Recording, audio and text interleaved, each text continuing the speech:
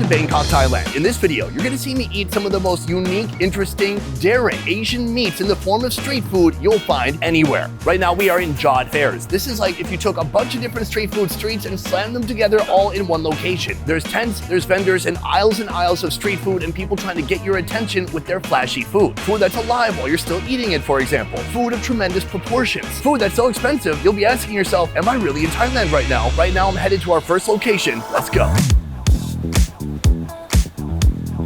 We've come to our first destination right here. They are serving a dish called Leng Zap. Leng Zap.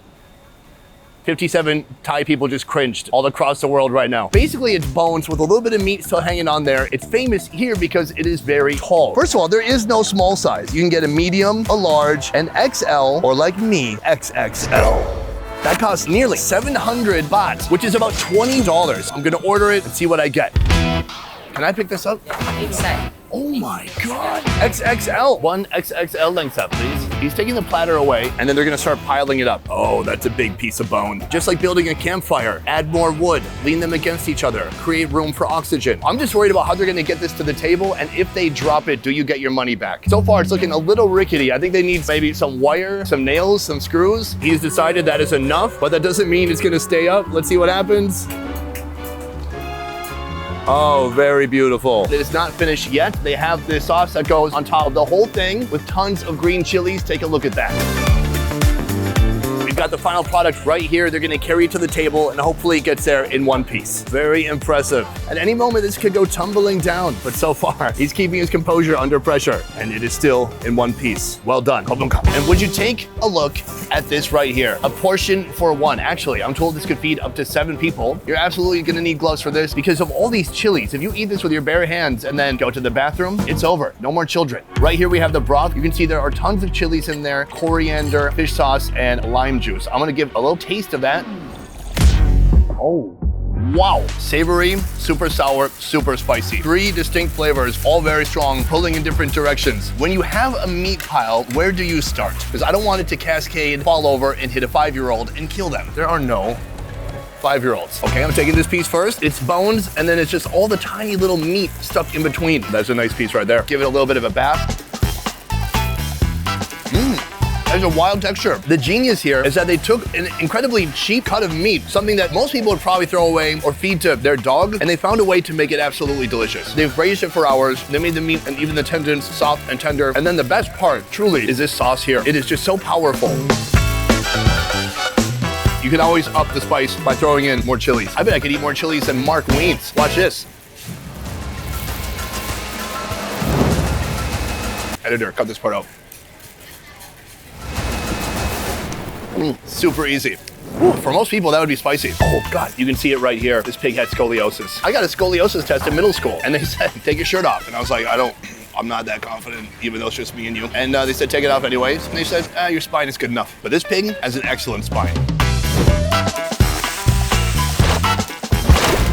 We are heading to our next location, and you can see the last location actually was somewhat spicy. This is what I'm focused on right now. Squid Dump Sashimi. That is the name of the place. In this tank beneath me, there are dozens of squids. Squids that are pretty big. They're about that long. They look very interesting. How do you eat them? The woman who runs this place is gonna show exactly how this works. Are you the owner here? Yeah. So you have all these squids here, but I'm wondering, how do I eat this? Maybe you can show me. Okay, this one is spicy sauce from Thailand. I will put a squid here, and squid will eat this sauce, and then I will bite it. Oh wait, did you say the squid is gonna eat the sauce and you're gonna eat the squid? Yep. Can you show me and then I'll do it after you? Okay. This is wild. So she's digging out the squid right now. So the squid goes right into the shot glass. She pushes it down. Now it's enjoying it, it's eating. Yeah. Now she'll eat it. Oh wow, kill shot. Is that ink? Yeah. How is it? Fresh. Fresh. How many of these do you eat a day? Many. Yeah. You think it's a healthy part of your diet? I think it might be dead now. Wrap it up. Oh, we can see even your tongue has ink all over it. Oh, one shot. I'm gonna do the same thing. Very impressive. My turn. She's got the squid right here. Oh my God, it just squirted. It is like trying to swim away even though it's in the sauce. Giving it a good dip in the sauce. Oh, I'm sorry, guy. It probably burns the eyes a little bit.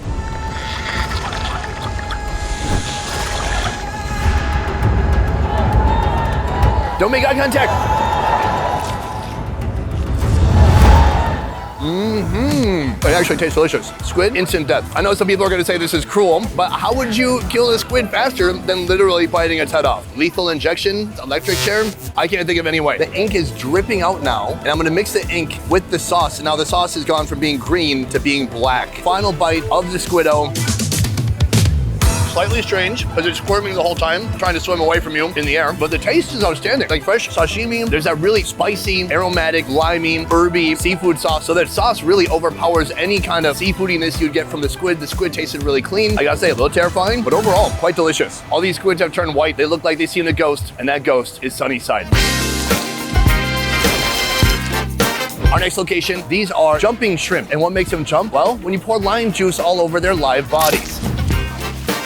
This is the manager and the shrimp. It's gonna be very fresh, I can tell you that. That is just the base ingredient. There's a lot more that's gonna go inside. So the process has begun. First, she starts by putting in some greens, some herbs, and then some shallots, lemongrass, green onions, MSG, salt, and chili powder. Oh, wow. I don't even wanna ask what that is. And this would be the lime juice right here, and then some fish sauce. Wow, there's a lot of ingredients in here. We have our flavor, but we need the protein. All of them put inside. It's closed immediately, and then we're gonna shake that up. She tapes it closed so they can't make a jailbreak. Okay, Kopum Kop. Right here we have our food. Give it a little bit of a mix. Boosh. Shrimp by shrimp, they're doing their best to jump out of here. You gotta be careful. I mean, the best revenge for them right now, since they're coated in chili powder, would be to jump into my eye. Let's just go for it. That is a lot of flavor. Tons of lime juice. It's very spicy, but then you get the shrimp themselves. They're super fresh, slightly briny, but the weirdest part is the texture, because they're crunchy, but sometimes they're kind of spiky too when they're hitting into your gums. Try another bite. This is a fascinating food. The flavors are outstanding. They know how to use seasoning. A little sour, a little hot, super savory, or actually more salty in this case. Oh, thank you. Look, big fans here. My man, where are you from? Vietnam. Oh, xin chào. He's trying it out. He said it's very delicious. He's on a FaceTime call too. You let her know it's yummy. Wait, well, how come you came on vacation by yourself? I'm gonna do that next time. I'm gonna leave my wife at home and have her call in. How's the vacation going, babe? It's going great. How's our bedroom? Our next location, our next food, it is definitely not alive. How you doing? Swati Kab? Could I please have 8 of these right here? Here we go, 8 of them. It's going over to the grill. He is placing them on the grill. They look orange. You might guess that they look a bit shrimpy. In fact, they do look shrimpy because it is the shrimp head. What about the rest of the body? I don't know. I love that they're using every part of the animal, and I like that they appreciate it so much that they could actually sell it alone. He's warming it up right now. We're gonna try it soon. All right, we have our 5 shrimp heads right here. I don't mind eating the head if it's like a tiny shrimp, but this is another level. This is very interesting. I want to go no sauce to begin with. Here we go. Get beer when you have this. At least a water, at least something besides nothing. The taste pretty good. It's like that fatty shrimp head flavor, a little smoky, very rich. And then the texture, I'm growing to like the texture. Very crunchy. It reminds me a lot of eating a grasshopper or a cricket. This is how it's actually supposed to be in the sauce. Oh, look at those little eyeballs. It's never gonna forgive me. Now let's try that out. Oh my God, this sauce was meant for this food. First of all, it's more lubricated. It's not like chopping up my throat as I swallow it. It's just a beautiful light citrus, some herbs, some chilies, a very refreshing sauce to go with. This is an unexpected delight. I get why people like this. Also, I need a big, tall beer to help wash it down. I'm gonna find one right now.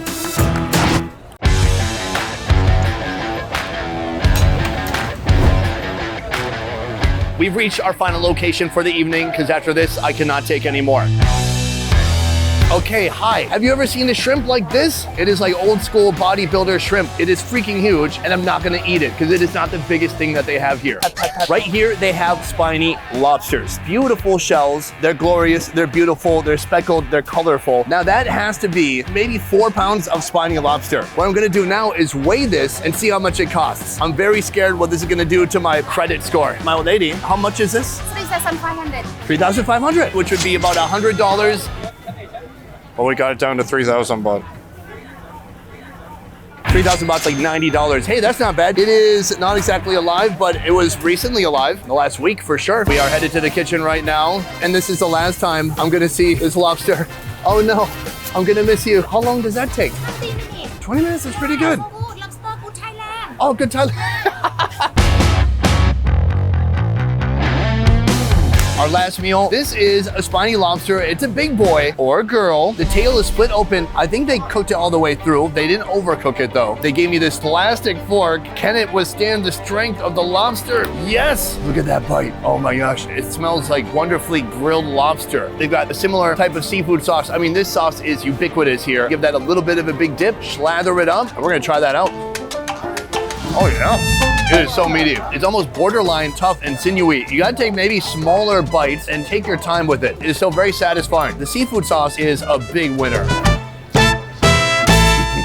In the sauce for seafood, you want something that's gonna enhance it and not take it over. When I had chili crab in Singapore, it was good and everything, but it replaced that delicious sweet crab flavor with spicy ketchup. But this is complementing it. Moving on, a trap door, a secret passageway inside to the head area. And it all looks very, very juicy. You're gonna have a big old yellow lump of head butter. Look at all that. Too heavy, too rich, smells a little bit like burnt tires. You have to mix it with the sauce, in my opinion, because that is gonna create a pure balance. That is the yin to the yang. Let's go.